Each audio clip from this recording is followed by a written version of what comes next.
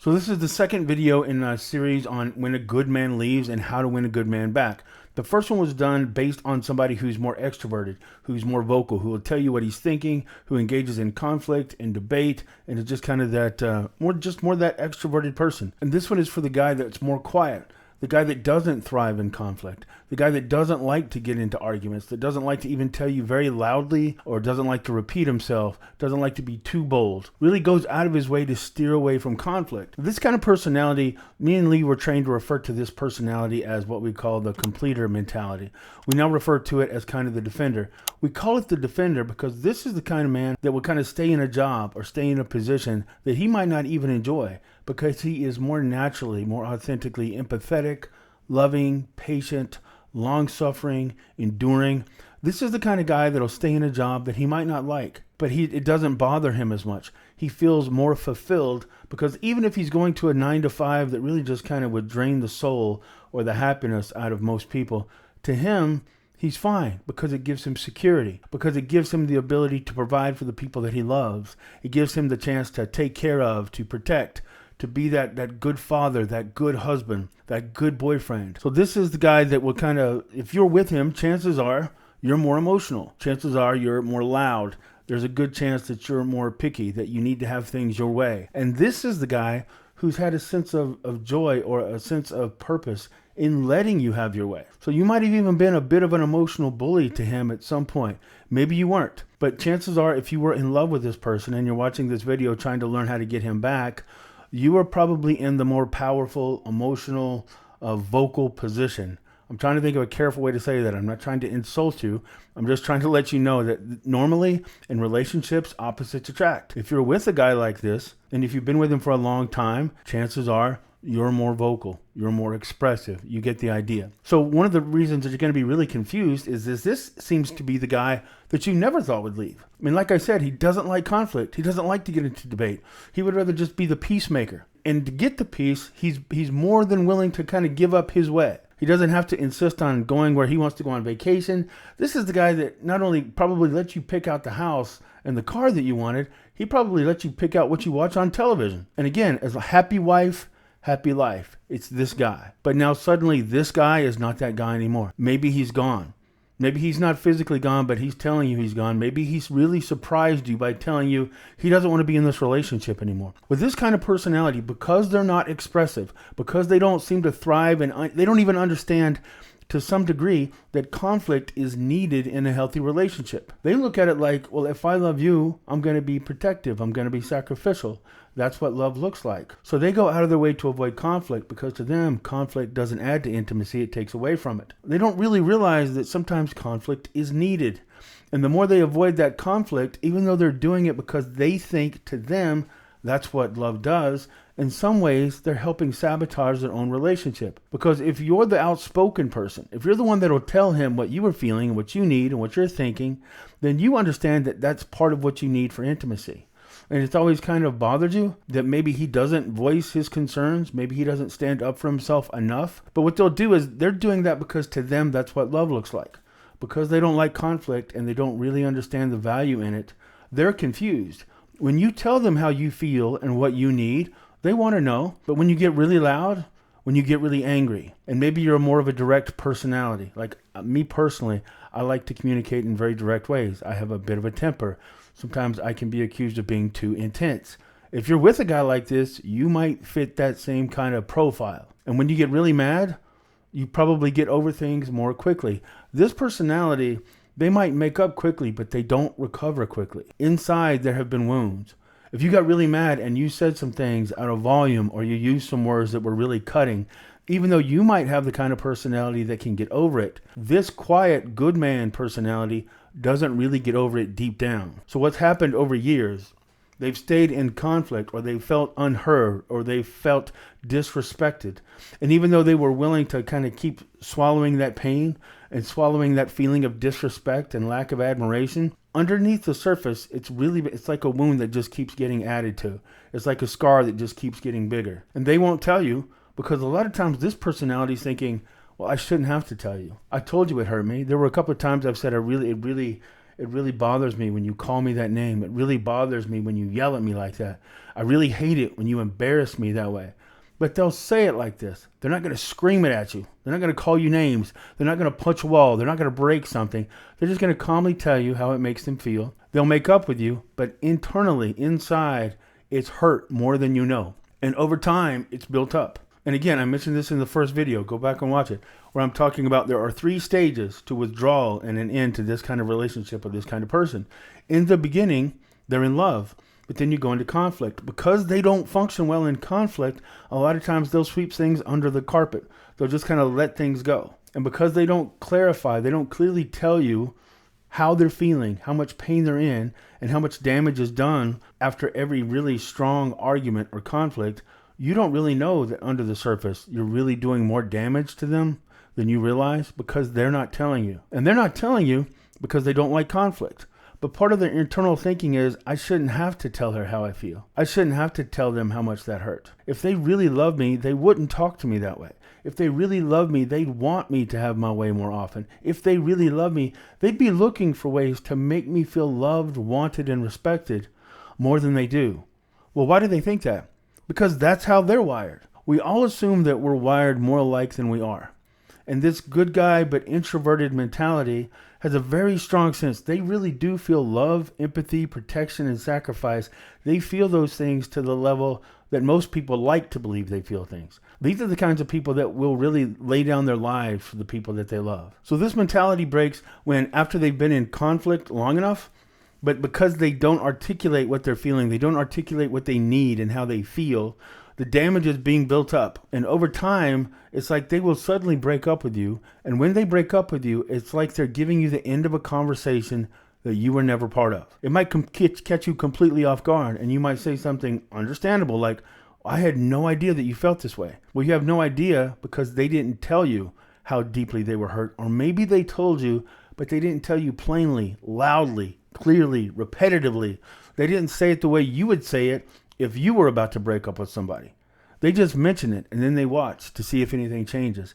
And if nothing changes, that lack of change becomes even more evidence that you don't really love them. Because we all believe we're more alike than we are. So they think, well, this is what love looks like to me.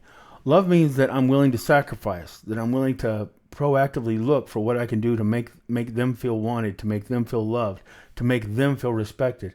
They proactively feel those things naturally. And when they notice that you don't feel those things to the degree that they feel them, after a while they become convinced, well, then she must not love me. She must not respect me.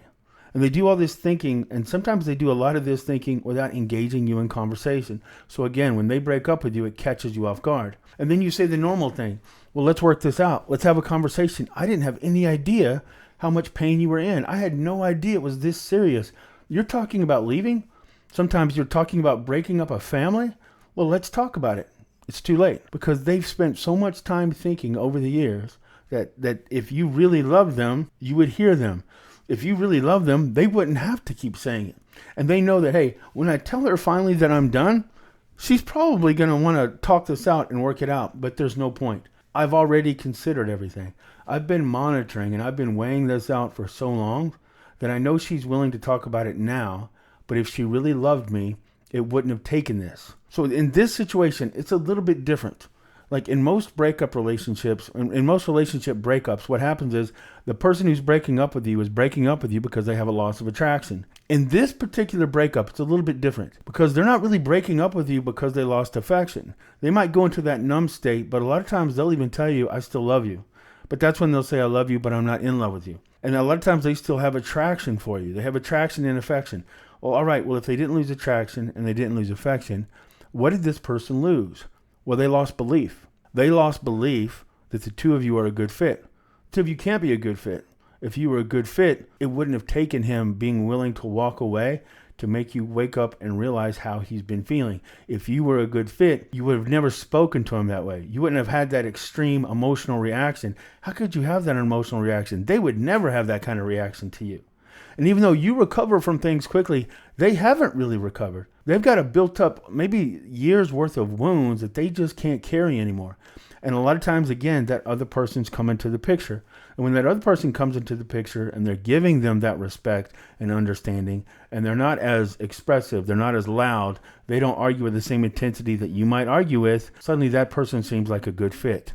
So if this is the situation you're in, if this is the good man, the good, quiet, sacrificial, loving, non-confrontational man who's left you or is in the midst of losing you, you're probably going to be one of the most caught off guard, one of the most confused of people that are broken up with. Take a deep breath and realize that people like this, they don't think as quickly as you. So when you apologize and try to own it or desperately try to save it, they're not going to just snap back to you. It took them a while to get to the place where they were willing to walk away. It's going to take longer for them to get to a point where they're willing to come back, but just be patient. Take a deep breath. The beginning of what I'm going to tell you matches up with what I said in the last video.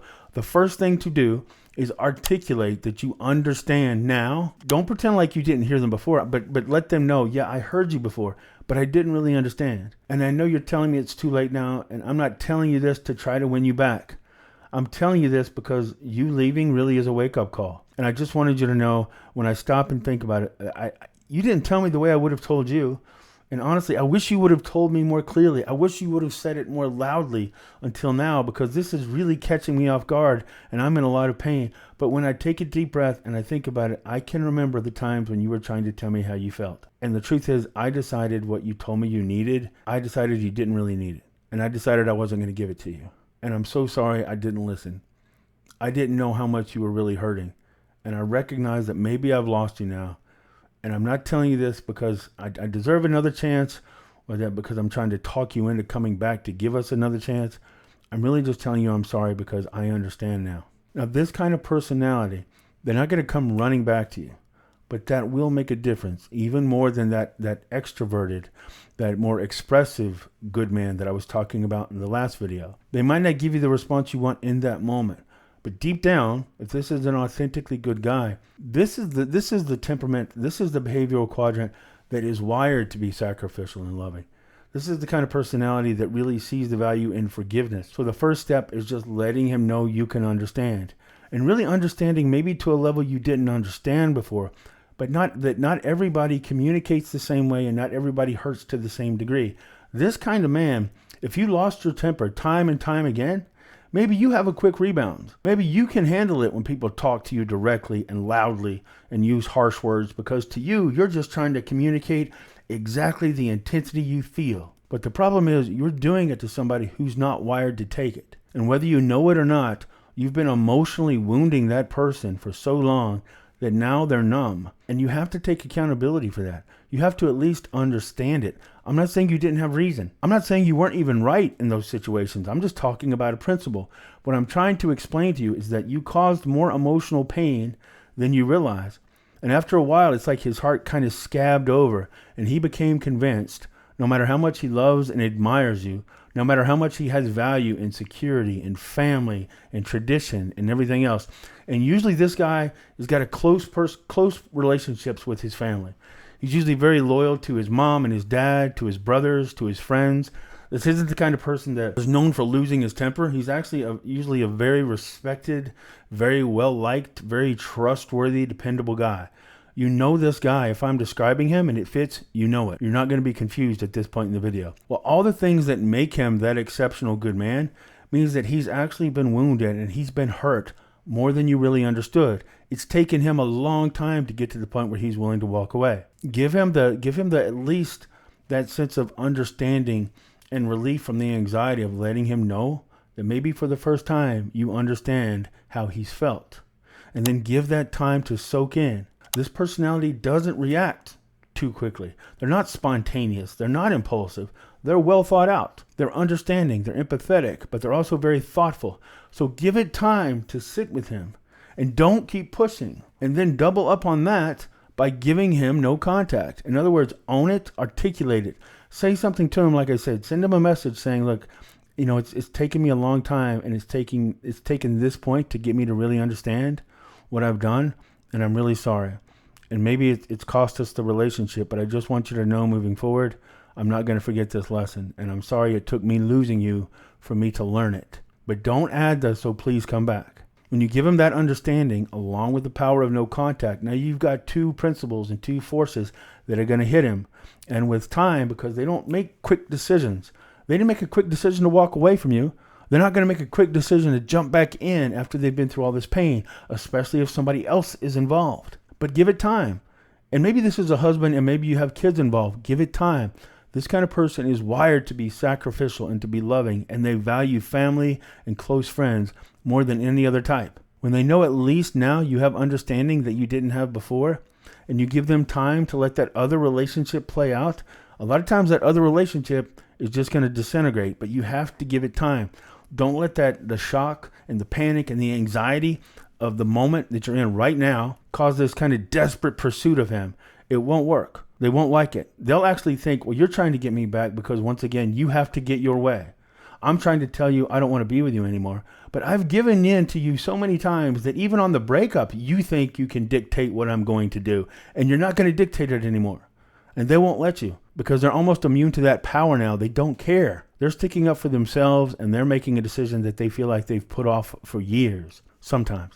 So just give them the time and just calm yourself. If there's another person involved, give that other relationship time to prove that it's not perfect. If he understands that you understand him to a degree that you've never understood him before, and you give him the no contact, those two principles are going to magnify each other. And there's a much better chance that he's going to come back. When he comes back, don't shift back into the angry mode. Don't let that pent up frustration that you felt for pursuing him end up sabotaging it when he comes back. A lot of times in this situation, the guy will come back because these principles work. And then the woman is like, well, now that you're back, I don't know if I want you back. Why should I take you back? I had to chase you for 2 months when you were breaking up with me. No, you're going to have to prove to me now. Don't do that. This is a situation that doesn't call for that. Understanding, empathy, patience, understanding each other's perspective is what you need to do in this situation. It's a little bit different than most of the other ones. So if this is you, and this you'll know if it's you, I do one-on-one coaching. Let me know at dotheyloveme.com. You can schedule a one-on-one with me, and I hope this has been of some help. All right, thanks a lot.